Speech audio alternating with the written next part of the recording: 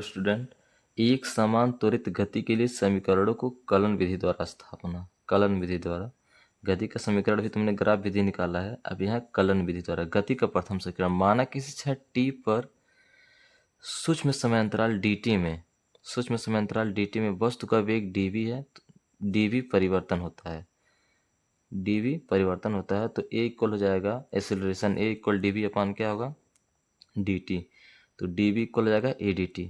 अगर t बराबर 0 पर वस्तु का वेग u है, t बराबर t पर वस्तु क्या है का वेग जो है v है, यानी ये प्रारंभिक वेग है, इसको बोलते हैं इनिशियल वेलोसिटी, और ये क्या है फाइनल वेलोसिटी है। तो t इक्वल 0 पर वेग क्या है u है, t इक्वल t पर वेग क्या है v है। समाकलन करने पर तो dv का u से v तक और dt का 0 से t, तो इसका हो जाएगा v, u भी हो जाएगा आपका यहाँ a और इसका a का समाकलन होगा नहीं, तो t 0 से क्या होता है t, तो हो जाएगा ये v माइनस यू हो जाएगा, v माइनस यू, और यहाँ से हो जाएगा t माइनस 0, तो v माइनस यू इक्वल क्या हो गया आपका at। v minus you equal क्या हो गया आपका at। गति का द्वितीय समीकरण, माना किसी क्षण t पर वस्तु समयांतराल dt में ds दूरी तय करता है, तब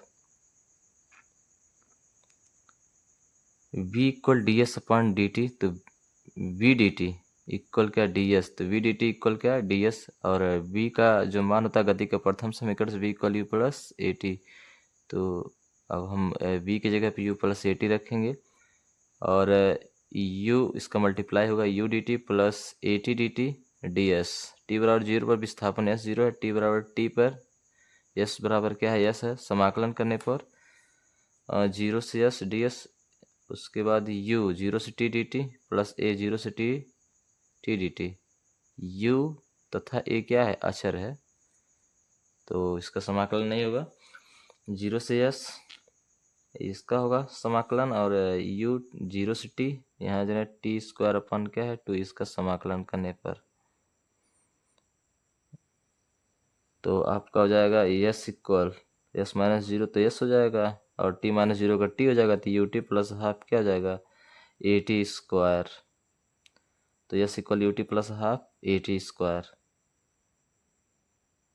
गति का तृतीय समीकरण, माना समय t पर वस्तु सूक्ष्म समयांतराल dt में ds दूरी तय करता है तथा उसका वेग में सूक्ष्म परिवर्तन dv होता है। यदि t समयांतराल में यदि वस्तु ds दूरी तय कर रहा है, तो उसके वेग में परिवर्तन मान लीजिए क्या है आपका dv है, तो a equal dv upon dt, और dv अपान dt को हम लिख सकते हैं dv अपान ds इंटू ds अपान dt, और dv अपान ds इक्वल dv अपान ds इंटू ds अपान dt इक्वल क्या है v।